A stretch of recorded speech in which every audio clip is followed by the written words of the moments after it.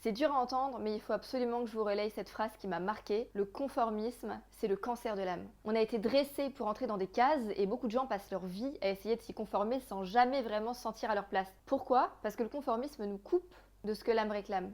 L'intuition, la créativité, l'élan, la curiosité, la joie d'expérimenter la vie. Sauf que se conformer, c'est une réaction primitive. Pour le cerveau, sortir du groupe, c'est dangereux. Ne pas se conformer, c'est risquer l'exclusion et donc la mort. Alors on choisit la sécurité, même quand ça va à l'encontre de ce qu'on est profondément.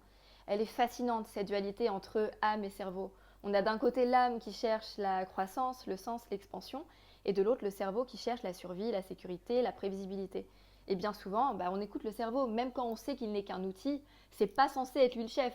Les personnes qui ont vécu des vies hors normes ou créé des grandes choses, ou en tout cas très alignées avec qui elles sont profondément, ont désobéi à ce réflexe-là. Je pense franchement que c'est un passage obligé. On a tous de l'élan à faire bondir, mais ça demande une chose, le courage de ne pas se conformer, donc de dompter la peur d'être différent et la peur de manquer.